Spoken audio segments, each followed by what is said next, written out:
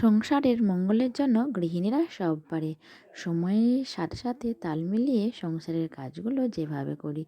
রাধে রাধে বন্ধুরা, তোমরা সবাই কেমন আছো? আশা করছি তোমরা সবাই ভীষণ ভালো আছো। আমি কিন্তু বেশ ভালো আছি। তো আমার সব বন্ধুদের জানাই শুভ সকাল। আর আজ হচ্ছে শনিবার, তোমাদের সবাইকে সাথে নিয়ে আজকের ব্লগটা শুরু করলাম। তো আজ কিন্তু আমরা সবাই মিলে ভোর ভোর উঠেছি, কেননা সূর্য ওঠার আগে এই যে বড় মা স্নান সেরে নিয়ে ষষ্ঠী পুজো করছে। তো দেখো, আমাদের না এটা একটা বাড়ির রিচুয়াল আর কি। তো এই যে শিল নোড়াকে প্রথমে ভালো করে ধুয়ে, তারপর ওই যে নোড়ার মাথায় ওই দলাশ বলে, মানে পুকুরে থাকে দলাশ, বাঁশপাতা আর জোড়া কুল আর বালি এসব দিতে হয়, মানে এগুলো আর কি আমাদের নিয়ম বাড়ির। তো এগুলো সব দিয়ে তারপর দেখো বড় মা পুজোটা করছে। আর এই যে পুজোর যত জোগাড়, মানে ফল কাটা, জল, তারপর সিজনে, এগুলো কিন্তু সব কালকে, আজকে কিন্তু কিছুই হবে না। মানে আজকে কোনো রান্নাও হবে না এবং আজকে কোনো টাটকা খাবারও আমাদের খাওয়া চলবে না। তো সংসারের মঙ্গলের জন্য সত্যিই কিন্তু আমরা গৃহিণীরা সব করতে পারি। তো যাই হোক, আমিও কিন্তু খুব ভোর ভোর উঠে পড়েছিলাম। তো তারপরে এই যে দেখো ফ্রেশ হয়ে নিচ্ছি। আর কি বলো তো, সকালে ঘুম থেকে উঠে যদি নিজে একটু ফ্রেশ না হয় একদমই ভালো লাগে না। তো তারপর কি বলো তো, ওই যে খুব ভোর ভোর উঠেছি, তো সকালবেলায় এই শীতের ঠান্ডায় একটু তো চা খেতে মন যাবি। তো এই গরম চাটা না সূর্য ওঠার পর আর খাওয়া চলবে না। তো সূর্য ওঠার আগে যা খাবার খেয়ে নেওয়া, গরম গরম জিনিস। তো সেই জন্যই আর কি। তো মা এদিকে চাটা বানাচ্ছে। তো আমার আর মেয়ের চাটা তো আমিই বানিয়ে নেব। তো চলো, এখন এবার রেডি হয়ে নিয়ে এবার চাটা খেয়ে নেব। আর দেখো বন্ধুরা, আমি জানি না কাদের বাড়িতে এই সব নিয়মগুলো আছে, কিন্তু এই নিয়মগুলো কিন্তু সত্যিকারই বেসিক্যালি আমাদের সংসারের মঙ্গলের জন্যই করে থাকি। বিশেষ করে আমরা মায়েরা তো সন্তানের মঙ্গলের জন্য সবই করতে পারি। তো আমার তো সেটাই মনে হয়। তো আমার দিদিভাইদের কি মনে হয় সেটা অবশ্যই আমাকে কমেন্ট করে জানিও। তো এদিকে দেখো গরম গরম চা আমি নিয়ে চলে এসেছি, এবং এই যে ছেলে মেয়ে দুজনেই তো উঠে পড়েছে, এবং আমার ছেলে তো মেঝেময় খেলনা নিয়ে ঘুরে বেড়াচ্ছে। তো আমি এদিকে চাটা গরম গরম খেয়ে নিলাম, তারপর বিছানা গুছিয়ে নিচ্ছি।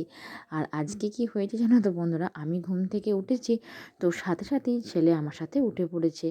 তো ওর বাপি আর মেয়ে ও দেখাশোনা করছিল, আমি ততক্ষণ একটু ফ্রেশ হয়ে নিয়ে এলাম। তারপরে এই যে সুন্দর করে বিছানাটা গুছিয়ে নিয়েছি, বিছানাটা গুছিয়ে বাগিয়ে তারপরে একটু গুঁজে ঝেড়ে নিলাম। আর এই যে দেখো আমার রুমের অবস্থা প্রতিদিনই যেমন হয়ে থাকে, তো একদমই নোংরা আর অগোছালোয় ভর্তি। কেননা ওই যে বড় শতরঞ্জিটা সন্ধ্যা থেকে পাতা থাকে, তো এই সকাল পর্যন্ত থাকে। আর এই ছেলে তো মেঝের মধ্যে এত খেলনা নিয়ে খেলা করে, আর অনেক খেলনা তো ওই আলমারির তলা দিয়ে পুড়ে দেয়। তো সেই জন্যই আর কি আমাকে এই খেলনাগুলো সব বার করে নিতে হয়। যখনই ঝাঁটপাট দিই তখনই বার করে নিই। আর সেই জন্য না আমার রুমটা বেশি নোংরা হয়। তো ছেলে যখন বড় হবে তখন মনে হয় আমার রুমটা একটু পরিষ্কার পরিচ্ছন্ন গোছানো থাকবে। তো আমার ড্রেসিং টেবিল তো এই ছেলের জন্য একদমই পুরো খালি করে দিতে হয়েছে। তো নিচের তাকটাও পুরো খালি করে ফেলেছি। তো যাই হোক, সবকটা রুম এখন বাগিয়ে নিই, ঝাঁট দিয়ে নিই। কেননা আজকে কি বলো তো, আমার ননদ আর নন্দাই আসবে। তো আমার যে ভাগনা, তো আমার একটাই ভাগনা, তো ভাগনা না সামনে আর কি ওই এক্সাম আছে। তো ভাগনা এবছর ওই মাধ্যমিক পরীক্ষা দেবে, তো সেই জন্য আর কি ননদ পুজো করাতে আসবে। তো সেই জন্যই তাড়াতাড়ি কাজ সেরে নেব এবং স্নান টান সেরে পুজো করাতে যাব। তো আমাদের যে বাড়ির যে রাধা মাধবের বিগ্রহ আছে আর কি, তো সেখানেও পুজো হবে এবং কালীতলাতেও পুজো করাতে যাব। তো সেই জন্য আগে বাসি কাজগুলো সেরে নিই, তারপরে আর কি স্নান টান সারবো। তো এদিকে আজকে কি বলো তো, একটু সময় পেয়েছি, কেননা সকাল সকাল ঘুম থেকে উঠেছি। তো ভাবলাম সিঁড়ির তলার এদিকটা একটু বাগিয়ে নিই। তো এখানে কি বলো তো, এখানে মেনলি যে প্রতিদিনের ইউজ করা যে চালগুলো থাকে, তো সেগুলো না এখানে ড্রামে ড্রামে কুড়ানো থাকে। তো এখান থেকেই বড় মা আর কি নিয়ে রান্না করে। তো এখানটা কী বলো তো, সবসময় তো ওই ড্রামগুলোতে ভর্তি চাল থাকে, সরিয়ে না বাগানো গোছানো যায় না। তো তবুও এক একটা ড্রাম ভর্তিই আছে। তো যা হোক করে কষ্ট করে সরিয়ে এদিকটা পরিষ্কার করে মুছে নিচ্ছি। আর দেখো ড্রামটা এদিকে, মানে ড্রামগুলো সব এদিকে লাইন করে থাকে, তো তো সেই জন্য এদিকটা তো একদমই মোছা যায় না। আর সেই জন্য না দেয়ালগুলো দেখো কেমন ধুলো মতো হয়ে গেছে। তো লাল কালারের যে দাগগুলো আছে, নিচের, তো সেগুলোই জল কাপড় দিয়ে মুছে দিচ্ছি। তো পরিষ্কার হয়ে দেখো কি সুন্দর লাল কালারটা টকটক করছে, আর দেখতে কি ভালো লাগছে। আর ড্রামগুলো কি বলো তো, রোজকার ঝাঁটপাট দেওয়ার জন্য না ধুলো পড়ে গেছে, তো সব আমি পরিষ্কার করে মুছে আর সুন্দর করে গুছিয়ে রেখে দিচ্ছি। আর এদিকে ইনভার্টারটাও আছে, তো কী বলো তো, ইনভার্টারের পিছনের দিকটা তো কারেন্টের সংযোগ আছে, তো সেই জন্য না খুব সাবধানে মুছতে হয়। তো সেই জন্য ওটা আমি রোজ একদমই মোছামুছি করি না, তো খুব কম সময়ে মোছামুছি করি। তো খুব একটা ভয় লাগে জানো তো, ওই আমাদের যে কারেন্ট বাগাতে আসে, তো সেই ছেলেটা আমাকে বলছিল আর কি, সেই ভাইটা, যে দিদিভাই এদিকটা না সবসময় মোছামুছি একদমই করবে না, তো খুব কমই মোছামুছি করি। তো সেই জন্য দেখো ধুলো পড়ে গেছে, আর খুব সাবধানে ভয়ে ভয়ে মুছছিলাম। তো এই কারেন্টে যদি একটু হাত লাগে একদম সঙ্গে সঙ্গে শেষ। তো যাই হোক, আমি সামনের দিকটা পরিষ্কার করে মুছে দিলাম, আর এদিকে সুন্দর করে চালের ড্রামগুলো সব সাজিয়েও দিলাম। তো তারপর কি বলো তো, তাহলে সিঁড়ির তলাটা আমার পরিষ্কার করে সুন্দর করে মোছা হয়ে গেল। তো এরপর মোছামুছি সেরে যে ঝাঁটপাটটা দিচ্ছিলাম, সেটা তো এখন বন্ধই রেখেছি। তো এখানটা পরিষ্কার করে ঝাঁট দিয়ে নেব। তো দেখো এই খাঁজগুলোতে না ধুলো পড়েছিল, তো সেই জন্য একটু ভালো করে কাপড় দিয়ে মুছে দিলাম। আর এই যে ইনভার্টারের যে মেশিনটা, ওটার উপরে না সবসময় একটা ঢাকা দিয়ে রাখি, যাতে ওটা বেশি না ধুলো পড়ে। তো তারপর এদিকটা মোছামুছি হয়ে যাওয়ার পর আমি এই যে কারেন্টের যে বোর্ডগুলো আছে, তো বক্স বোর্ডগুলোর উপরে না ধুলো বসে, তো তাও সাবধানে সাবধানে হালকা করে একটু মুছে দিলাম। তো তাহলে পরিষ্কার হয়ে গেল। আর এই বোর্ডটায় জানো তো একবার না পিঁপড়ে এত বাসা করেছিল, তো সেই জন্য হলো যে লক্ষণের গণ্ডি আঁকা আছে পিঁপড়ের, ওই পিঁপড়ের জন্য আর কি। তো এদিকে মিটারটা আর যে কারেন্টের যে সংযোগটা ছিল, তো সেটাও ভালো করে পরিষ্কার করে মুছে দিলাম। তো এদিকে আমার কিন্তু মোছামুছিটা সব কমপ্লিট হয়ে গেল। আর এখন কিন্তু বেশ বেলাও হয়ে গেছে, তো দেখো বাইরের দিকে কিন্তু বেশ ভালো রোদও উঠে গেছে। তো আমাদের বাড়ির যে হরিনাম সংকীর্তনের যে অনুষ্ঠানটা হয়, তো সেটার বেশি দেরি নেই, তো সেই জন্য ঝাড়াঝুড়ি ভাগানোর কাজ জোর কদমে চলছে। তো আজ তো রান্না নেই, কালকে সব রান্না করে রাখা আছে, আজ তো আমাদের অরন্ধন নিয়ম পালন করতে হবে। তো সেই জন্য এই বাড়িঘর গোছানোর বাগানোর যে আমাদের যে কাজগুলো, সেগুলো এগিয়ে নিচ্ছি।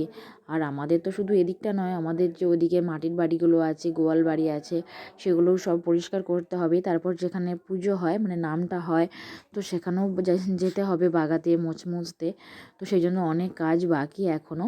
তো যাই হোক, এদিকটা এখন আমি পরিষ্কার করে নিলাম, পরিষ্কার করে নিয়ে নোংরাগুলো সব বাইরে বার করে দিলাম। তো আমার মোটামুটি ঝাঁটমাট দেওয়াটা তাহলেই কমপ্লিট হয়ে যাবে। আর দেখো বন্ধুরা, ওই কী বলো তো, ভারী ঘর ঝাঁটমাট না দেওয়া পর্যন্ত মনে হয় যেন বাসি ঘর একদমই ভালো লাগে না। তো তারপর ওই যে বললাম, বামুন ঠাকুর সকাল সকাল পুজো করতেও আসবে। তো আমাদের সকালের ওই ষষ্ঠী পুজোটা অনেক বাড়িতে হাতে বামুন দিয়ে করানো হয়, কিন্তু আমাদের বাড়িতে নিয়ম যে নিজেদেরকেই পুজো করতে হবে।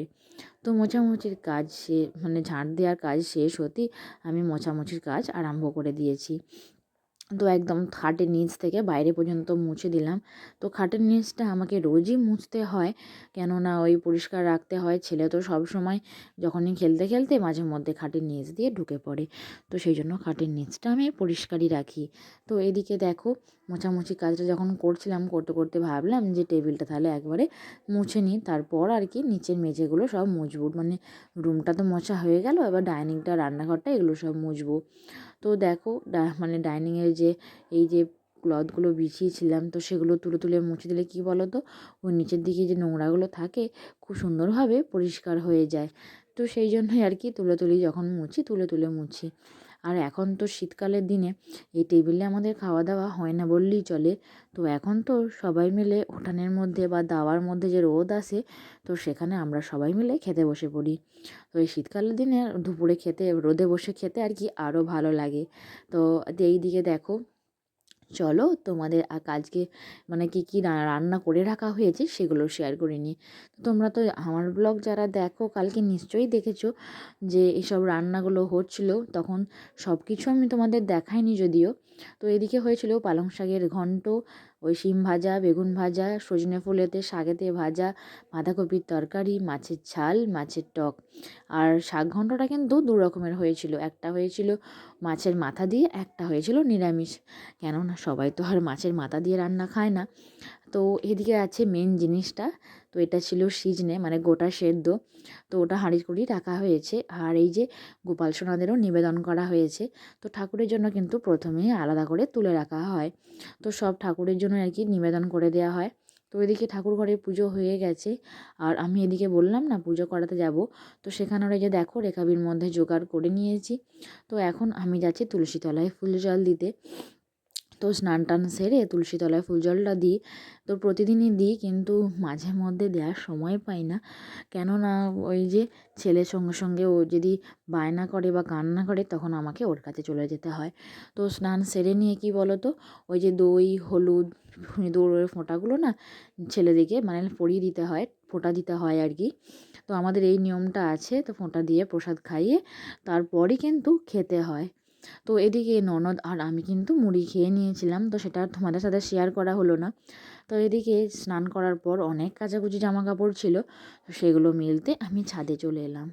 তো ছাদে আমি একে একে সব জামা কাপড়গুলো মিলে নিচ্ছি। তো তোমরা তো জানোই যে রোজ কত কাচা হয়, তো বাড়িতে তো 10 জন মেম্বার, তো কারোর না কারোর রোজ ময়লা হয়। আর আমার ছেলের তো আর কথা বলো না, তো ওর তো এখন কাঁথাটা যদিও কাচা বন্ধ আছে, কিন্তু জামা প্যান্ট তো রোজ কাচা ছেলের আর মেয়ের, তো আমাদেরও তাই। তো যে সপ্তাহে একদিন কাচবো এমন ব্যাপারটা না, তো প্রতিদিনই কাচাকুচি বলতে পারো। তো আমি 2 বালতি নিয়ে ছাদে চলে এসেছি মিলতে।